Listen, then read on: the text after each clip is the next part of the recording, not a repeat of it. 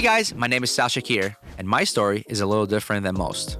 I am an immigrant from the Middle East, and if you know anything about the Middle East, you can only begin to imagine the struggles we went through. After immigrating to the United States, and plenty of personal and financial hardships later, I finally reached my version of the American dream. The vehicle that helped me reach my financial freedom was real estate. Now, I run multiple 6- and 7-figure businesses, and I like to help others. That's why I'm here. If I can do it, so can you. Believe me. Subscribe to my channel, and I'll show you how. Welcome back to another video of the 14-day challenge, scaling your real estate operation, aka hustler to CEO. This one is important. KPIs. Everybody talks about KPIs, but we don't know what KPIs are, or we don't know where to look for. Well, you're in the right video. You're gonna know exactly what to look for, you know what to use, and how to utilize it. All right, guys, let's get to it. So what are KPIs? They are key performance indicators. It tells you what is happening in your business, inside your business, the day-to-day grunt work, and what do they translate to. Usually, but if you know your KPIs very well, and there is a bad week or a bad month or a bad quarter, you can tackle exactly what's wrong with your operation if you're tracking the right numbers. So it removes the opinion out of that. It removes the opinion of saying, well, what if this is not working? What if that is not working? Especially if you're running a big operation, you have a lot of expenses, you have a lot of team members, a lot of moving parts. You definitely don't want to go in there and start dismantling every single part of the business just to find out what's wrong. You want to make sure that there is clear numbers to tell you exactly what's happening, and if there is an issue, exactly laser focus on that to fix it. So why is it important? Well, obviously, if you are running this big operation, or you want to get to this big operation, and you don't know what's going on. So let's say if you're just starting out, and you're saying, Sal, I've been doing this for 6 months and it's not working out for me. Well, the first thing I'm going to ask you is, well, how many calls are you doing? How many leads are you getting? How many offers are you making? How many out of those offers, how many of them are interested? How many of those are taking the offer or rejecting, or how many of them are being negotiated? All that is a factor. And if you're getting deals, how many of those deals are really selling and how many deals are really falling apart? Because that's another number, the fall through rate. So all those numbers are important for you to, number one, to actually be effective in the business. And number two, if you want to tweak it and get at a higher level, you need to understand what's happening in your organization. So what to track? Obviously, all the numbers. Every number is important. Obviously, not when I say all numbers, I don't mean the irrelevant numbers. And if you're starting today versus someone who's been in this business for 5 years, obviously the numbers of tracking is completely different because they have more people, they have different departments, they have different goals. So you can always start as baby steps. My favorite thing to track, number one, is the money, because ultimately when you're running a business, it's for-profit business. So it comes down to the money. That's the most easy number to track. But there is steps in between to really determine what that number should look like. And especially if you ask me, like I said earlier, well, I've been doing this for X amount of months and it's not working out. So obviously there is no money to track. Or if you're making money, you don't know how much more you could make. How to track them? Simple. You can track them in many ways, but men lie, women lie, numbers don't. And guess what? How do you track that? If you're using the right tools and the softwares to put in place, they'll give you those numbers effortlessly. You don't need to do extra work. I can ask an acquisition manager and say, how many calls you made a day? And they can tell me they made 50 calls a day. But if I look and they made 35 calls a day, well, maybe they really thought they made 50 calls, but the system is saying they made 35 calls. What does that tell me? And they're not performing with their numbers. What does that tell you? That tells you that they're not performing like they should, therefore it's reflecting poorly. Hey there, I hope you're enjoying this video as much as I am making it and the content that it contains. If you're just starting out, that is okay. I have a free book that you can download and it'll give you the tools, the contract, the resources that you need to get in your first deal. And if you're not new in the business, you can always join my academy that has all kind of videos and accountability and courses that helps you to scale your operation. All right, guys, let's get back to the video. Numbers do not lie. It removes the opinions from the decision-making process. The more you know, the more you can accomplish. It keeps track of spending, employees, lead integrity, market strength, finds errors, and help fine-tune systems and processes. This was a mouthful, but in reality, this helps you, number one, generate more revenue. Number two, maximize on your team members, maximize on every process, maximize on your dollars spent, maximize on your marketing. And if there is any issue, like I mentioned, you can track that down and find out exactly if there was a weak marketing channel, if there is a weak team member, if there's really anything that's happening that can show you that. Here's 3 main components, which is the marketing, the acquisition, and the disposition department. So in a marketing department, we need to look for money spent, aka money invested. We mentioned that marketing is an investment. Marketing, if done right, it's an investment. If done wrong, it is a bad expense. So make sure you put yourself in the invested category when it comes to marketing. And how to know that you're marketing the right way? You can make mistakes, but utilize those KPIs to know if you made the mistake or not and tweak them. You won't know if this is a good marketing channel or a bad marketing channel by guessing. You have to make sure that you get all the numbers and you let that reflect and explain to you why this is a good marketing channel or not. So an example of marketing is how much money invested, how many pieces were sent. So if it was direct mail, how many letters were sent? If it was cold calling, how many cold callers you have and how many calls were made? If it was SMS, you want to see how many SMS you sent out, right?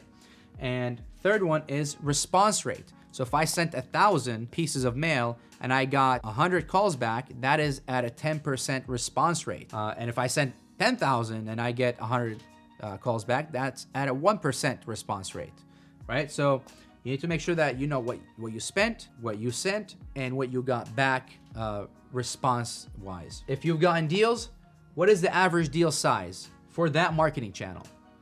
What is the average lead to deal? Because it could be for direct mail, I could get a deal every 35 leads. That means if I send 100 and a little bit over 100 leads, and I can get 3 deals potentially. If I know my average deal size, I can know exactly what to spend on that marketing. Like we said on the first video, how to reverse engineer making $500,000, or you can make $1 million, obviously, if you reverse engineer the right way. And average cost per deal and average days to convert this lead. For example, if you want to achieve a number of revenue, and yes, you may get that lead, you get 35 leads to a deal, but average days on that lead, since it's born to getting to a deal, it's longer than another marketing channel. So you need to make sure that if you put this within the yearly plan of revenue, you have to calculate how long it takes to convert that lead into a deal. Believe it or not, so for PPC, it's a lot faster than cold calling, because cold calling takes a lot of following up, and therefore it's what gets to the deal faster. That doesn't mean you stop the marketing for that marketing channel, but if you want to understand your numbers, if you want to reach your goals, you have to understand how long it takes, the average deal size or the average deal days to get from that lead to a deal, right? Or to get to that deal to actually cashing it out as well. All those are important numbers. You're seeing that there's more numbers we can talk about, but we're just focused on those. I can find hundreds of other numbers to look for, but there could be irrelevant. Focus on the main numbers that you need to track in order to achieve your goal. And then you can tweak from there. You can always add on, remove some based on when you're at in the business. Acquisition, number of calls, how many calls they make a day. Calls to contacted, how many calls they have to make in order for them to contact someone. Knowing this number, because that number can be tweaked all the time. A new law could come out, or a new platform could come out, and nowadays there is the spam likely on the phones that's showing up, and people don't answer as much. So we can't blame people or acquisition managers saying, well, how come you haven't talked to people? Well, by tracking these numbers closely, we can understand the market is shifting. So maybe we can adjust certain things. We can adjust software-wise, we can adjust organization-wise, or we can adjust our numbers based on that. So we're not fair to our team members, and we're not fair to our organization. How many leads are contacted to interested? If I know that an acquisition manager contacted 100 people, and out of those 100 people, there was only 2 people interested, what does that tell you? Those are usually leads contacted via cold call or whatever. People showed interest. But after talking to the acquisition manager, only a couple of them showed interest. That tells me that this person doesn't know how to build rapport. This acquisition manager lacks the skills of building rapport. So what can you do there? The first step is take them off that seat and say, hey, let's train you on how to build rapport. Well, what if it's the other way around? What if they have a lot of interested people? They talk to 100 interested people, but they only send 2 agreements. What does that tell you? In our industry, we call that the friend zone. The friend zone is when someone has someone that they build such a great rapport, but now they're scared to make that commitment. They're scared to make that step saying, hey, I'm gonna send you the contract. This is my offer, final offer. I'm gonna send you the contract, go ahead and sign it. They're afraid that they could lose that. So what can you do? You can take that acquisition manager, put them in the sales training. Say, hey, I need you to be a more aggressive in making your offers and executing that contract. I would like to see if someone sends an agreement versus an agreement signed, because you have a guy that can send 100 agreements via DocuSign, but none of them are getting signed, or very few of them getting signed. So that tells you that this guy is probably maybe just shotgunning approach. They're not utilizing the building rapport the proper way, or it could be they're just avoiding the friend zone the wrong way. All right, so you can put them back into the training. And obviously numbers of deals that they generate, and you can always add an extra number, which is the number of the amount of revenue they generate, because ultimately it comes down to that. For disposition, we talk about how many calls they make a day. We want to make sure that they're adding buyers into our system every day, right? How do they do that? Well, by making calls, by converting prospects into buyers, by marketing all the time. So part of that is I want them to be making calls. How many deals have they sold? Days to assign. That's an important number for a disposition department, because I don't want a deal to sit on their desk and the seller gets cold feet and they try to back out of the contract. We want to make sure that we perform in the time that was given. And if it takes them a long time and we have to add extensions, that tells me that this person is not really being productive. Therefore, I can't add on more deals. Therefore, I can't expand my operation. So I need to make sure that the days on the market for them, or technically that's the term for them, is the days to assign, is in the right box. New buyers, how many new buyers they get. And the last one, because that department's job is to get the most money out of that deal, or every deal, I want to know how much they have the squeeze amount, how much more money they've got over the price that we think. If it's a deal that makes $25,000 and that person made an extra $5,000 for the next 3 deals, that means they generated $15,000 extra amongst those 3 deals. I would like to know that amount. That tells me how much more we can lock up deals as well. That could be a number that relate to acquisition department to lock up more deals. Also, that number could be a really good incentive for you to pay your team members. All right, so that's more of a gamification, and ultimately your organization is winning. All right, I'm gonna show you some examples of KPIs and what to look for. Obviously, these are crazy spreadsheets. We enter all the information.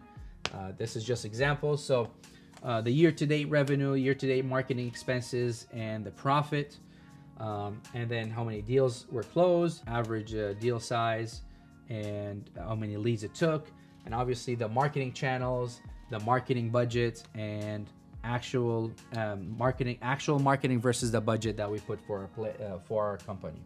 This one is the employees' goals. So let's say the revenue was $1 million. The monthly revenue needs to be $83,333.33, and employee monthly revenue should be $16,666. How many annual deals is needed? And by putting these goals, this is an amazing tool to use. Weekly reviews that we have in Monday morning meetings, we review these numbers and see how far are they from their goal, and if they're far away or they're exceeding their goal. It's a really cool tool that you can set goals for your team members, and they really look forward to this because it becomes more of a competition if you have more team members, and they start to challenge each other and how they can hit their goal and exceed it. Here's more KPIs that we look for. Obviously, it can look crazy with too many numbers, but trust me, all those numbers might take you 10 minutes to collect a day, but it'll help you predict what's going to happen next quarter or next year or next week.